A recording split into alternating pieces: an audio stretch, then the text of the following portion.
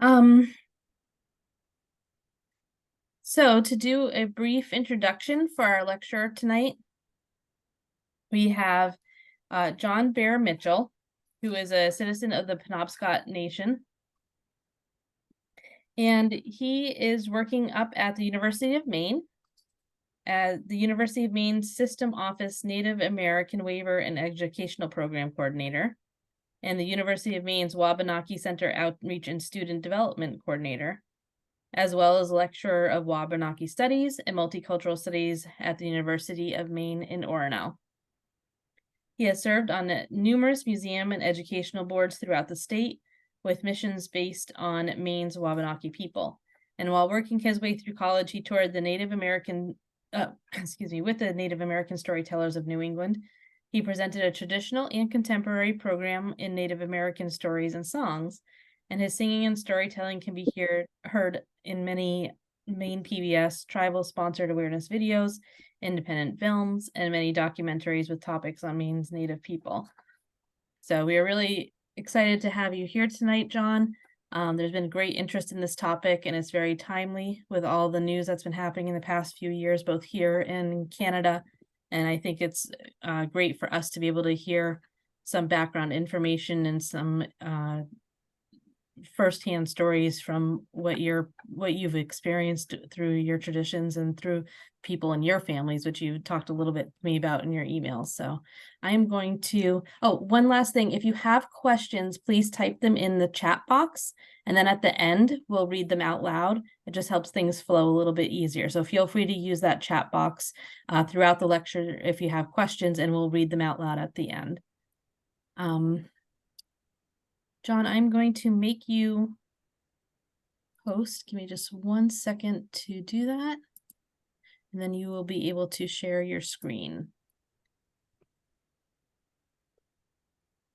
You should have gotten that now. Okay, great.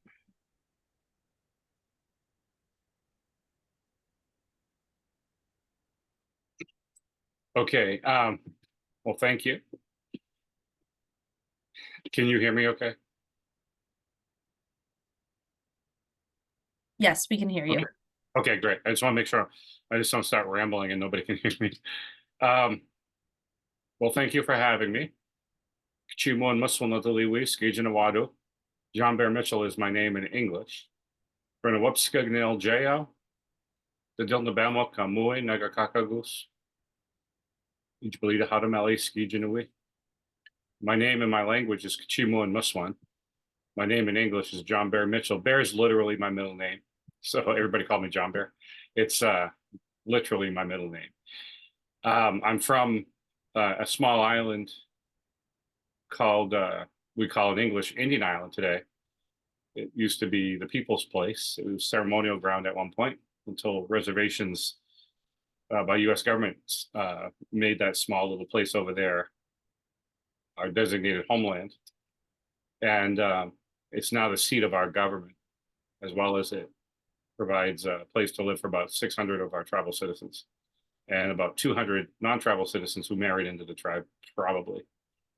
My family is on the male side is the Bear clan, but we're matriarchal. So we recognize our mother's clan first, and that's the Crow clan. And the Crow clan is the spiritual medicine. So it's like your priest, your rabbi, your minister, where the Bear clan is our physical medicine. You break your leg, we'll fix you up, cut yourself. And we also knew a lot about the medicines, where to gather certain medicines that made you feel better. And so we'd share that knowledge with the spiritual medicine people as well as the physical medicine people. And but they were two very distinct, I guess, assignments. And so I come from both of those clans. Here tonight to talk about boarding schools. It says NAS 101 because this is my Native American Studies 101 presentation. And we're going to kind of go through this. The format is I'm going to talk until about maybe 7:40, 7:45 or whatever. And then we'll have questions, which I'll turn back over to Carrie, and she can pick some of those questions so I don't have to kind of focus and shuffle around. Um, but we're gonna be global here at first, and we're gonna bring it home. I think we need to understand the big picture. It just didn't happen here. It didn't start here, as far as what it was, how it blossomed into a horrible thing that it was, and but how it had an effect on us here. So I'm going to give you some of that broader information. So first, I want to start off basically by saying that reservations in the state of Maine, when did they become something? And reservations, obviously, it's when the U.S. government put us in a place, usually inhospitable places that no human could survive in, no human could live in. And at least on the surface of the ground, over the time that we've been in these reservations, they found that they're rich in natural resources, and they've relocated certain tribes because they want to get those resources from underneath there. Because reservations are held in federal trust. It's literally federal government property. When it comes right down to it, they can do that. The sovereignty that we have in the allyship that we have today hinders them from doing it as much as they used to do it, but they did it. And in the state of Maine, it was 1794 when the federal government had assigned reservation status to the Passamaquoddy tribes. Passamaquoddy tribes are in two different locations in Maine. One near Eastport, Maine, in a place called Sebaik, and another one near Princeton, Maine, in a place called Medocmigook, or Indian Township. Medocmigook means the village by the big lake. Sebaik means it's on the edge, high up. And Passamaquoddy means there's plenty of pollock there. And they became known as the people who lived in the place where there was plenty of pollock, and took that name. Where on 1797, 3 years later, the Penobscot tribe was issued reservation status on a place we call Bernawupskig. And Bernawupskig means the place where the rocks stick out of the water, literally. So there's rapids there. And it's a 3 mile around island, 1.5 miles from tip to tip at this longest, and 0.5 mile at its widest. Very small place for a tribe of a few thousand people. But that's what they did. And it was on purpose. Obviously, it wasn't supposed to be comfortable. So we were given reservation status fairly early. And just want to mention that the United States stopped assigning reservation status to tribes in 1934. That's when a law ended, the federal law ended the use of the federal government being able to put people, indigenous people, on reservations. And instead, they replaced it with what they call the Reorganization Act. And the goals were to restore Indian culture and returning surplus land. Imagine that. And it wasn't even until 1979 that they passed the American Indian Religious Freedom Act, which gave us our rights to our language and our rights to our ceremonies, which were taken away in 1894. They were illegal since then. And under the American Indian Religious Freedom Act, signed by then President Jimmy Carter, we regained those rights in this great democracy. We could not practice our religion. It was religious practice for some chosen religions and things like that, but not for us, and language too. And with that came a lot of money to help reestablish sort of language programs and cultural programs. They were not totally forgotten. We maintained some of them, but some did go by the wayside just because we were not allowed to practice it. So when we look at the state of Maine, for instance, how is it that the state of Maine tribes are affected by boarding schools? Because there were no boarding schools, federal boarding schools, or in here in Maine. And instead we had mission schools, and they were called St. Anne Mission Schools. And the churches were called St. Anne Mission churches. St. Anne is a sort of the patron saint for indigenous people all over the world. So I've been to Australia, I've been to New Zealand, I've been all over the place. And there's in these indigenous communities, there's the St. Anne's this or the St. Anne's that, and that's what the Catholic Church had set up through the Vatican to get into the communities, to infiltrate the communities, really, is what it was. And they had set up these schools that were run by nuns. My school that I went to on the island literally looked, originally, the main part of it looked like a church, a small church, steeple, everything you can imagine, one big classroom, and it had a bell tower, and it was all run by nuns. Again, we didn't have the American Religious Freedom Act when I was in elementary school. I was born in '68, so I'm 56, just turned 56 years old. So I'm not ancient. I might be to some people here, but I might be young to some people here. But growing up in the '70s, we still had the nuns in the school. The nuns principal and all the teachers were nuns, and they lived in their convent down the street, and they would walk up and teach, and then they would go back to that convent at night. But many of us were not Catholic, but we had no choice. There was no Religious Freedom Act. There was no money in the tribe to establish its own school. So the school went from kindergarten to 6th grade. After 6th grade, we had a choice to go to Old Town, Orono, Bangor, or John Baptist. And, we'd go to the junior highs at that time and then the high schools. But my last year in that school was 1979. And so it was 1980 when the law would kick in. And what happened was the federal government, through the Department of Interior under the Bureau of Indian Affairs, had taken over all schools were solely operated by the churches. And then they would turn over to the federal government.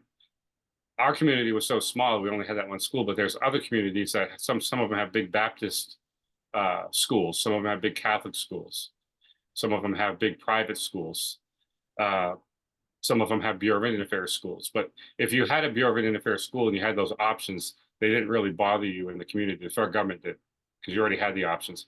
Our community on Indian Island, we didn't have that. What they started to do then was, when they took over the school, they didn't fire the nuns. They just sort of let them age out, retire out, quit, whatever they wanted to do. And when they were replaced with, teachers that were not representing a certain religion. They didn't have habits and dresses, and we didn't have to do all the Catholic stuff. I didn't participate in all the Catholic stuff. I was not raised Catholic. But, we had, every time there was a religious holiday, we had those in the schools. So that's sort of like the way it was when I was growing up. I do want to go back because I put this slide up. And you can see that it says Carlisle Indian School football. I don't have my glasses, so Immortals, I guess is what they call the football team, 1917. And you can see that it had an effect on our community, because as you're looking through these, I'm sure you've been staring at this slide for quite a while. You have the Chippewa, you have a Potawatomi, you have a Kalahari, you have a Cheyenne, River Sioux, and then you have Penobscot there with Everett Ranko. And so this picture was taken, obviously, as their football team, the five-on-five types of football teams that the Indian schools did. The boarding schools did, because the students would get bored and they would start their own teams and then play each other, and it started to blossom into something bigger. So this is just one picture that shows its effect. I do want to say that there was a birth to this whole thing, as you would understand. And we have to talk about that, at least globally, to bring it home into Maine. So a great general has said that the only good Indian is a dead one. And that high sanction of this destruction has been an enormous factor in promoting Indian massacres. In a sense, he says, I agree with the sentiment, but only in this, that all the Indians there is in the race should be dead. Kill the Indian and save the man. So kill the Indian, save the man became the mantra. It was over the gates, rounded over the gates of these boarding schools, which are concentration camps. And they're all fenced in. They're in remote areas. There's really no chance of escape. If you do escape, more than likely you'll probably succumb to weather or injuries, whether it be heat or snow, cold, whatever it may be, and they just let you go and retrieve your body later. And so kill the Indian, save the man became their motto. But beginning in 1887, the federal government attempted to Americanize Native Americans largely through the education of Native youth. By 1900, by 1900, thousands of Native Americans were studying at almost 150 boarding schools around the United States. The U.S. Training and Industrial School, founded in 1879 at Carlisle Barracks, Pennsylvania, was the model for these schools, and they were basically military bases that were used during the Civil War, and they were, over time, they were abandoned, and they were also old forts that were used during sort of the frontier days to protect borders that they had set up, and like literally set up borders in tribal territory, and then protected those imaginary borders by killing indigenous people who were just out hunting or traveling through the area or whatever they were doing in their own territory. And so it was becoming really unpopular for the United States to be massacring tribes.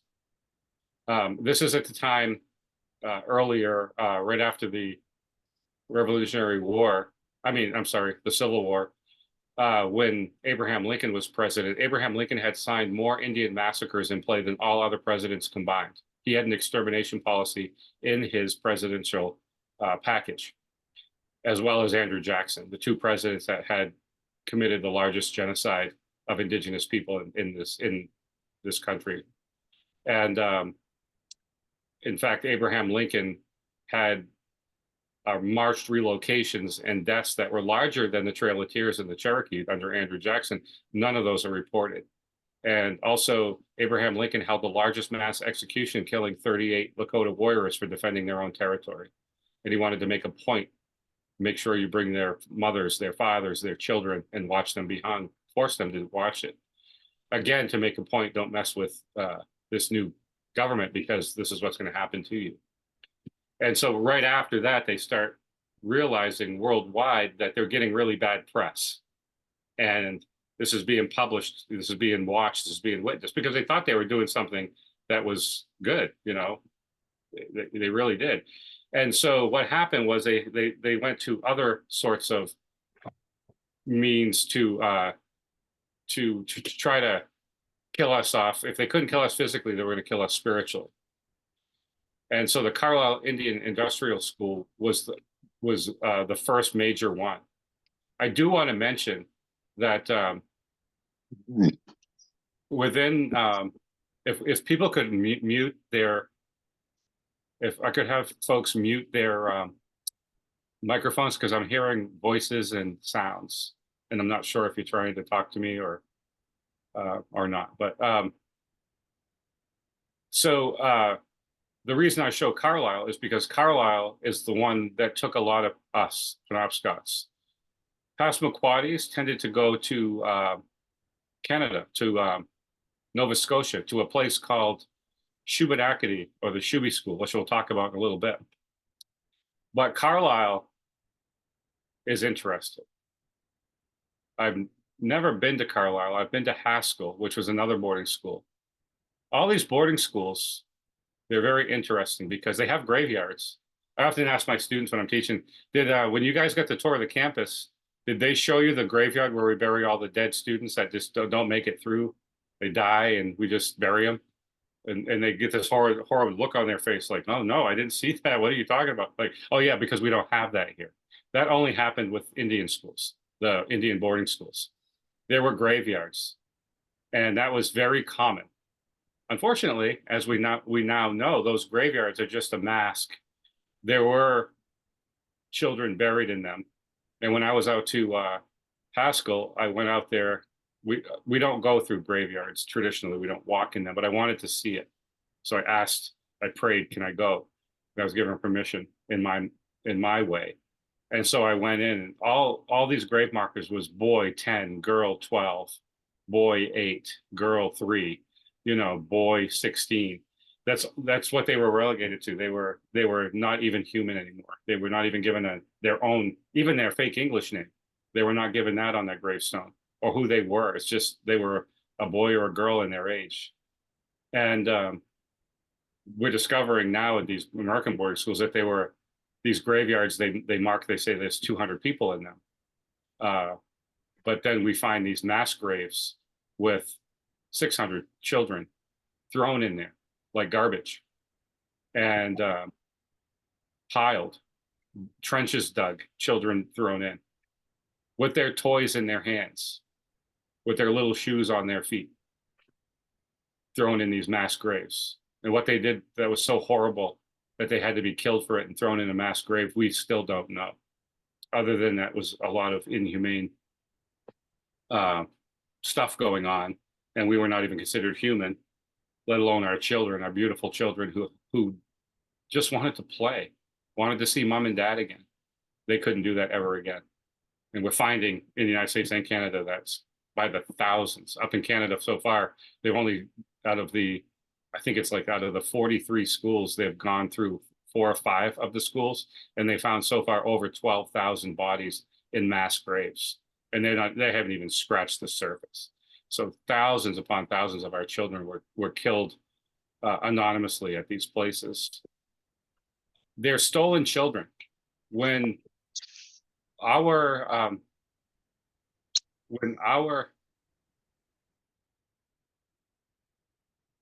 I have to mute somebody because they keep coming on. So when our children entered these boarding schools, how did they go? Did they go willingly? Did they go against their will? What happened? This is a Canadian rendition. It's very modern.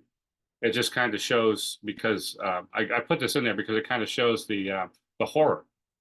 Because our children, 90% of the time, at least 90% of the time, went to these boarding schools because the church and the government felt that they were not becoming true Canadians or true Americans. They were still speaking their languages. Parents were very intent on that. They were practicing ceremonies. They wouldn't go to the Catholic schools. They would be trained through the traditional education system, indigenous knowledge systems. And when this was happening, they would just go in and take the kids. They would steal the kids, sometimes killing the parents, literally. Very well documented in the United States that if you didn't willingly give up your children, then you were killed, and they would take your children, and they would watch you make their children watch them being killed, to say, see, if you just went, this wouldn't happen, to guilt them. And now they got trauma, they got traumatized, and they're in these places. They don't speak English sometimes, and they get smacked in the face the minute they speak a word in their language, and they're hungry, they got to go to the bathroom, they don't feel good, they're thirsty, they're tired. They can't say that because they don't speak the language. And my grandmother, luckily, when I say luckily, when she was born in 1923, she did not speak a word of English when she went into the tribal school. But this is where I say luckily, she had her baby teeth. And every time she would speak, the nuns would smack her in the face. By the time she was 6 years old, she had no teeth in her mouth. They literally knocked all her teeth out of her mouth, speaking her own language in the school on tribal territory. And so she learned English because she wanted when her adult teeth came in, she wanted them to stay in her mouth. She didn't want to lose her adult teeth. So she learned English so her teeth wouldn't be knocked out. And this woman went off to have 17 children. My mother's the 7th daughter in that family. And so hearing that story, we hear about the brutality. Now, she could have kept on and refused to be hit, and the family would have suffered consequences as well if she did that. She could have been taken to the Shubenacadie school, because a lot of Passamaquoddies were taken to the Shubenacadie school in Nova Scotia, but many of them also were taken to Carlisle. So I went on today to Carlisle's database to see how many Passamaquoddies were taken to Carlisle, and I counted 22. And when I went to look at the updated list of Penobscots so far, where I think it was up to like 67 Penobscots were taken to Carlisle. So there's a big shift between Carlisle and the Shubenacadie school. I mean, the Passamaquoddies and the Penobscots within Carlisle, and the amount of Passamaquoddies in the Shubenacadie school were greater than Penobscot because no Penobscots went. I do have to say, because some people are probably asking, what about the Maliseets and the Passamaquoddy in Maine? Well, the Maliseets didn't.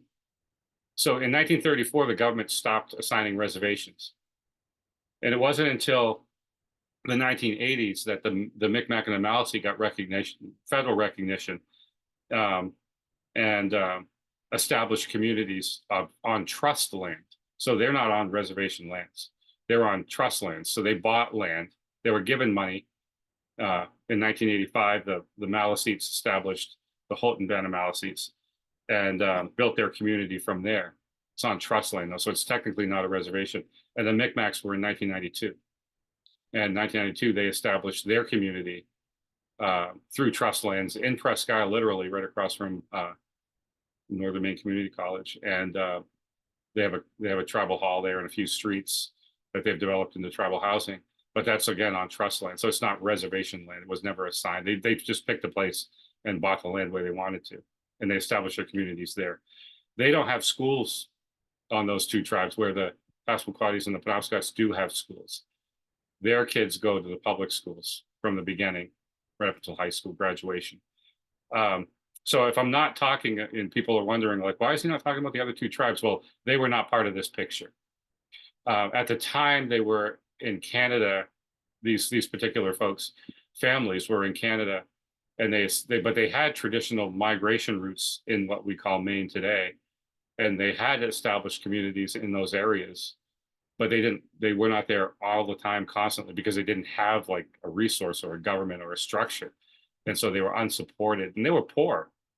I mean, we were not citizens. Maine tribes were not citizens of the state.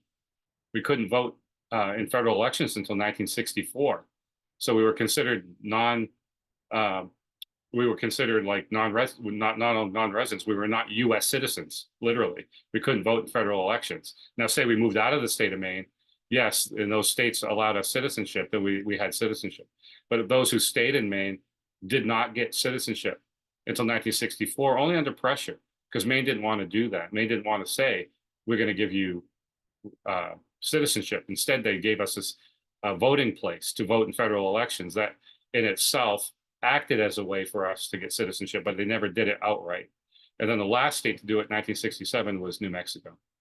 So Maine was the next to last state to do that. So Maine is very far behind on its handling of Indigenous people to this day as humans, as capable humans, governmentally. So when we look, hold on a second. This is out of a film called Older Than America, and it's a still shot. And I have friends of mine who made this movie. I was talking about this shot because even though this was acting, this one woman who was kept being pulled back from this little girl who in the movie was supposed to be her daughter, but she wasn't. But this woman became traumatized after constant takes of this filming because she realized the horrors that her ancestors must have went through when they take your children from you, just because they speak their language, just because you practice ceremony, just because you refuse to take government handouts and you eat traditional foods and hunt traditional ways. Your children are taken from you because they need to kill the Indian, save the man, right? Kill the whole idea of it.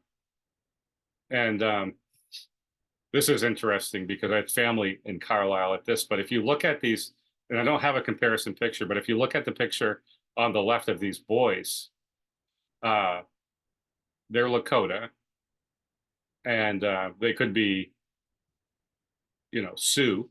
They could be of other Lakota tribes, who knows? But a year later, their picture's taken. So the picture on the left is when they were taken captive. I do want to say that they are put in trains, and this is in the 1800s, early 1900s. They couldn't sit down in these trains. Sometimes these trains were so packed they would stand up. They were not the kind of trains that had seats. They were box cars. They would close the doors. These children would be standing in there so tight they couldn't even sit down. No bathroom facilities. It was either really hot or really cold in those containers, and they were hauled off somewhere. They didn't know where. Sometimes they were in there for days. And when those doors were open, it could be possible that there was a lot of documentation that on average, in these box cars, there'd be 5 to 10 dead children. They just starved to death or died of suffocation because they couldn't do anything. They were so packed in these trains. And then they were taken off the trains and brought into these schools, the ones that were at least alive. And so you can see these boys in their normal clothes on the left, and then a year later on the right. And you can see the difference because they're just taken hostage into Carlisle on the left, and here they are after being there a year in their uniforms, because these boarding schools were military structured, and so you did have uniforms. Girls had also dresses that were uniforms, and you can see that they definitely are a lot more overweight because they're living a sedentary life opposed to running around the prairies and playing and being with their families. They're now enculturated in some way. And so for Carlisle, it was run by Captain Richard Pratt. And in 1892, he kind of set this up. So boarding schools like Carlisle provided vocational and manual training and sought to systemically strip away tribal culture. They insisted that the students drop their Indian names, forbade the speaking of their languages, and cut off their long hair. Not surprisingly, such schools often met fierce resistance from Native American parents and youth. So you could either get there by being taken away from your family being killed, or your family turning you in, because ultimately you're going to probably end up there. And being on these reservations, they were set up purposely so you would starve to death. You couldn't hunt on them. They were not large pieces of land. They were not fertile pieces of land to grow things. They didn't have a lot of water, if any. And so what happened was some parents just said, you know what, my children will live if they go to these boarding schools. At least they will live. And so they would go willingly, and the families would give their children up to these boarding schools. They were treated different than the ones that didn't. They still had to cut their hair. They still had to comply. They still had to forget who they were. But at times they were able to leave the boarding school on holidays or vacations and stay with their family and come back. The ones that got there in a different way didn't get to leave, didn't get to visit their family. And they were punished for it. So in Canada, again, we're doing this global thing. We're going to bring it back here in a minute. These were all these red dots of the boarding schools. In the United States, this is where they were, and ours was Carlisle. So just a brief history here on a timeline for school policy. So there was an Indian Civilization Act Fund in 1819, and it was a result of President Grant's peace treaty policy, which was to civilize and Christianize Native children through removal to remote off-reservation boarding schools. And then thus, churches assumed charge of the intellectual and moral education of Native children and the eradication of their culture. And those are words right out of the actual policy. Those aren't words that I put in there. Say eradication, it literally was it's in the peace policy. And Pratt said, transfer the savage-born infant to the surroundings of civilization, and he will grow to possess a civilized language and habit, implying everything about us is uncivilized. So I want to get down here because we're at 20 of, and I want to talk about this slide right here. So I went on, this was, I don't know, maybe a couple semesters ago. I update this every once in a while. And I just pulled the files of Penobscots, some of them, not all of them. And I can click on these, not on this PowerPoint, but these are all the names of some, not all, because I just couldn't fit them all on one slide, but some of the natives in my family that were taken. So, obviously my last name is Mitchell, but I'm related to the Rankos and others as well. I mean, our family is not just one thing. But here's people that I'm related to. I didn't know them. I didn't get to meet them because they were born in a different time period, but I still love them. Their blood still is in my veins. And so I feel for them, because I'm sure as children they prayed that this doesn't happen to anybody in the future, that they could do what they could do and make it right so that children like them in the future wouldn't have to be taken and put in these boarding schools. You can see there's a considerable amount of them there. And I want to make a point. Here is a card out of the file for Bernie Mitchell. And you can see at the top right-hand side, it says dead. I also want to go through this and just tell you that it says on here, it says tribe is Penobscot. And it says mother is Sarah and Joe Mitchell from Old Town. It's really Indian Island. But one of the things I want you to understand is that, see where it says blood? So if you look at the number 2866, that's his number, and you look down to the next handwriting, his father was alive when they went in, and then his father died while he was in there. His mother's still living. But it says blood quantum, 1/2. His age was 15. He was 5'6", 108 pounds. But what they did was because at that time there was a blood quantum. And what they do is they determine your native, federal government did, by how much native blood you have. And so every kid that went into a boarding school was automatically issued half blood status.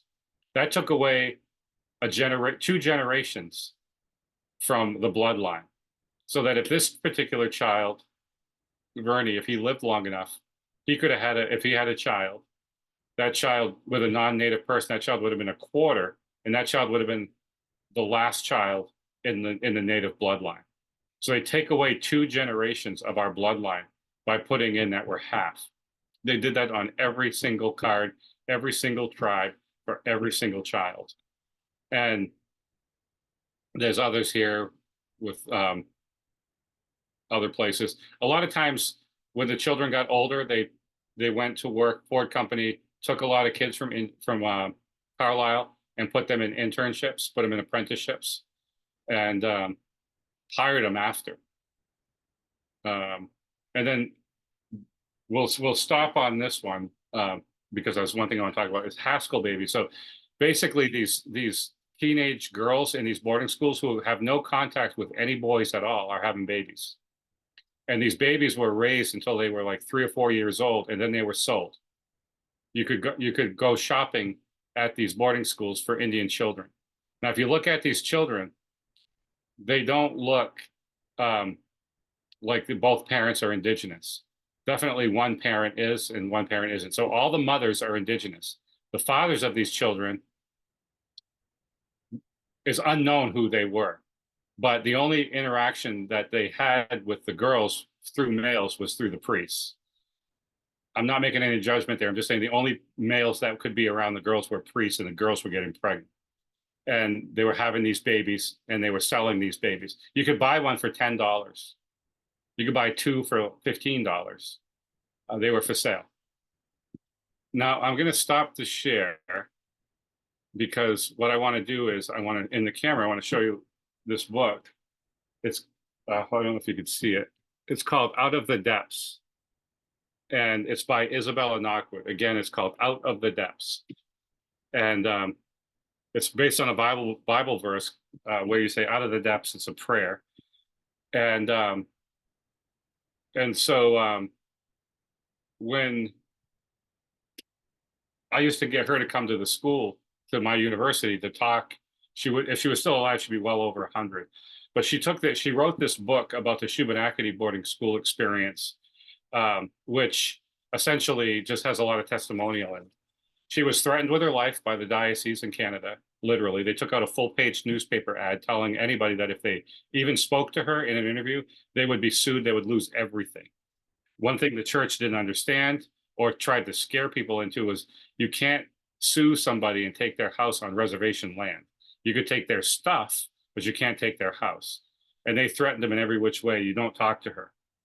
And she, gave me a copy of that newspaper article that was put out weekly from the diocese to get her to stop writing this book, which actually made it more important for her to write this book. And in this version, and this is the new extended version, John Trudeau, the Prime Minister of Canada, has written an apology letter, and he wanted it placed in this book. An apology. Canada did apologize for the boarding schools.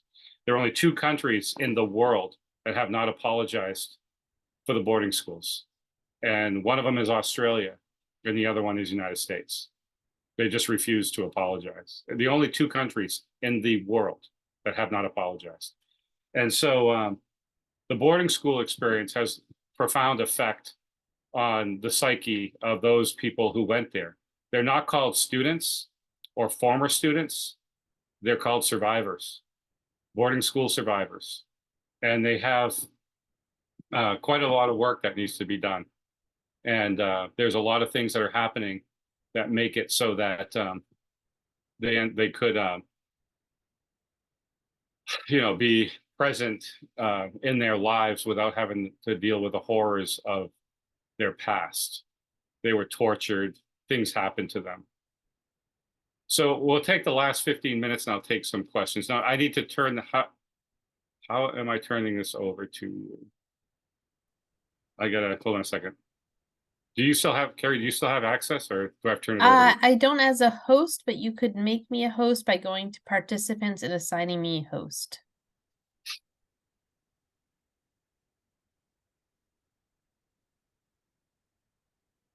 I actually just assigned you host with the most. Great. So you are now in control. So I'm going to take questions. Carrie will be reading them from the. Yeah. So we just had one pop up that says, thank you so much for sharing this important history. And what steps would you identify as important for today's churches to take in taking responsibility for the central role churches played in boarding schools? And what actions would you say are important for them to begin making repair to the horrific harm done? And this is That's a really good question. The Maine Council of Churches. Yeah, that's a really good question. Churches are actually coming forward quite nicely. And a lot of times churches don't know they're part of a horrible history, right? And folks that are in those churches, priests or nuns or leadership or anybody, ministers, whatever it is, sometimes you're in an institution that you don't realize has created harm and trauma to people as in general, based on a certain part of history. So we, for instance, have been working with a couple priests in the area, just in doing some prayer reconciliation. So get together with a few folks from churches that are interested, and we talk a little bit about the history. They learn a little bit on their own, but churches are starting to do an amazing job in acknowledging the land that they're on with land acknowledgement statements before they start their sermons or their masses. Sometimes they're just saying, we acknowledge the land that we are on is traditional land taken by force or however you want to say it, of the whatever tribe was in that area, and we just acknowledge it. So they're doing land acknowledgement statements. They're also posting quite a few, at least in this area, and I've gone around the state, hosting learning sessions where listening sessions, where you could just get together and just gain understanding. And it's not supposed to make people feel bad, because obviously we are not the ones I'm not the one that suffered physical trauma. Like, we know about historical trauma that can change your DNA and how you can pass that down. You can pass trauma down through your DNA. We know that now. That's scientifically proven. But at the same time, this whole idea of reconciliation and friendship doesn't happen unless you have an understanding. And what is bothering you? Why did these things happen? How did you guys play out in that? And what did you do to try to fix it for yourselves after it went away? And one of the biggest things was trying to get older people to accept education as a valuable tool, because they were afraid of it. They're afraid of the smell of a textbook or a school. So churches, just by doing acknowledgement statements or learning a little bit more or ally training, whatever it may be, have been doing an incredible amount of work, good work. And I think that just need more churches, more ministers, priests, rabbis need to hear about that and just kind of search a little bit for it. Continue on with it. Yeah.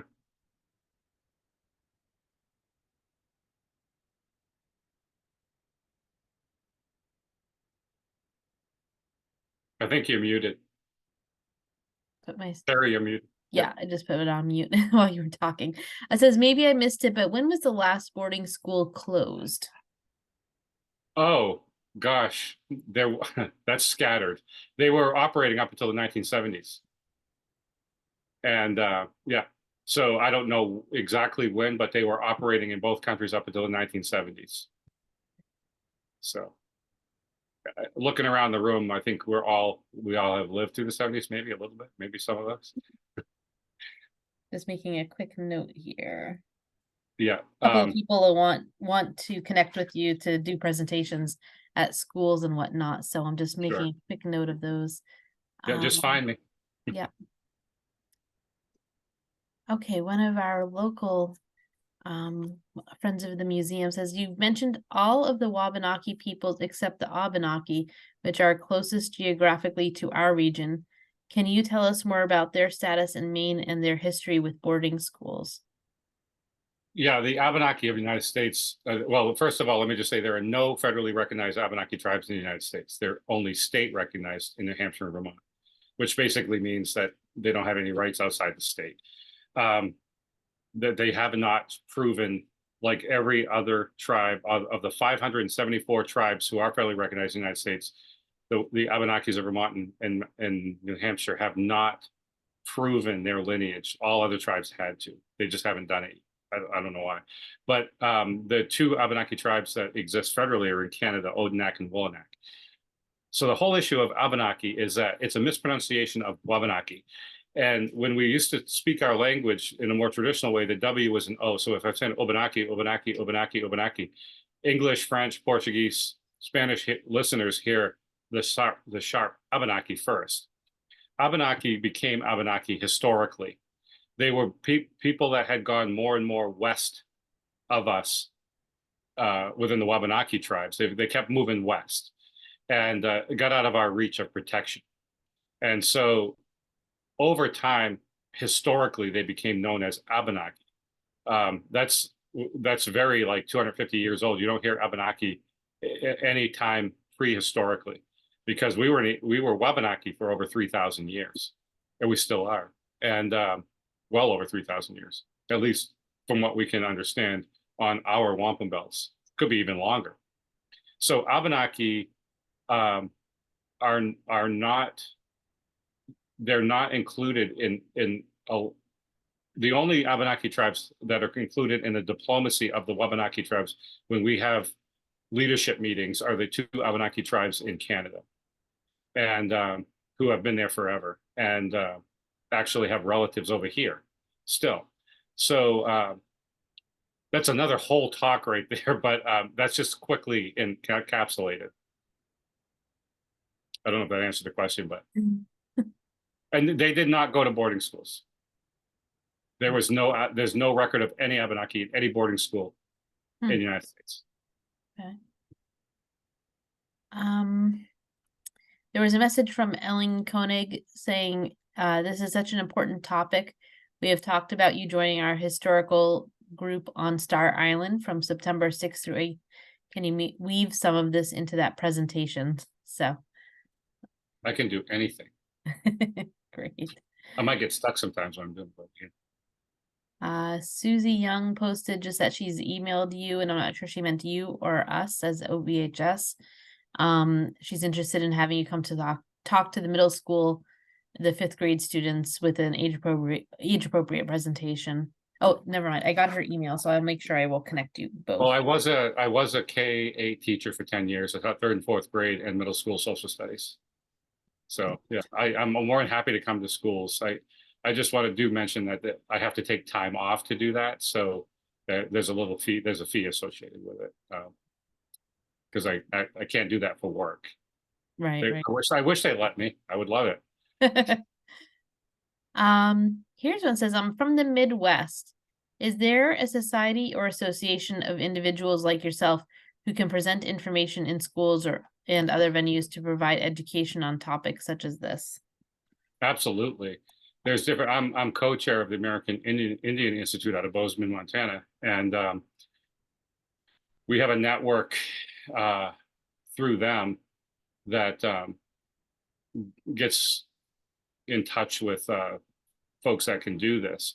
I would also encourage people to look at their state arts commissions, because most states have an art commission. Like we have the Maine State Art Commission here, and they have an artist in residence log of approved people that can go into schools and that are willing to go into schools. Also check with local tribal museums or museums that have tribal displays, because they have a list of people that they approve to go out and do these talks. There's different ways to do that. Check with that. Just make sure that they're legitimate and they're not just trying to make some money doing this talking. But again, if you go through known institutions, like if you went through the Hudson Museum here at Union campus, or you went to the Abbey Museum in Bar Harbor, they're only going to have vetted resource lists for you. And if anybody here wants to just like find a whole bunch of resources, we've been working with the Maine State Department of Education. So if you went to the Department of Education for Maine and typed in the search bar Wabanaki, you're going to find tons of stuff. You're going to find videos of me telling stories, videos of me doing teacher trainings, all kinds of things to read, other people doing things, basket makers making baskets, all kinds of stuff, tons of stuff there, like a clearinghouse we're trying to do. So check that out. I'm not here to sell anything. I'm not making any money, but I want you guys to have the resources. Right. I think that might be the last question. If anyone else has a question, we'll give you a minute to type it into the chat box. Thank you so much for doing that presentation. It was very, I was feeling it was very intense during it, and I could feel your emotions behind it, and it was really powerful, I think. Yeah, and if you want, I don't know, I'm not trying to make extra work for you, but I can email you this PowerPoint and you can feel free to share it with whoever. Okay. Well, we do record the Zooms, so I'm going to put that on our website. So hopefully people will be able to access us after the fact also, if that works for you. Anything works for me. I think that the information would create more understanding. So absolutely. We have people to refer to our website for past lectures all the time. Yeah. People are thanking you for the presentation. So thank you all for coming. 55 people. Yeah, 55. That's a great turnout. Great. We usually go between 30 and 40. So that was my age a week ago. So well, thank you so much. Everyone's very excited to have had you do this, and I think it's really worthy and very educational for us in Maine to know what the story in Maine was. It's very important for us to know. Yeah. Well, thank you for listening, and I hope nobody was offended by the facts, but I hope I presented it in a way that was understandable and made the point. It's a very very dark time in our history. Yeah, absolutely. Thank you so much, everybody. You're still getting more thank yous here. I'll give it another minute. Okay, thank you all. So I really appreciate you. Thank you so much. All right. Well, thank you again. Everyone have a good night and have a great weekend. And if you want to check back in a few days, the lecture will be posted onto the website and you can check for it there. All right. Thank you, John. Thank you all.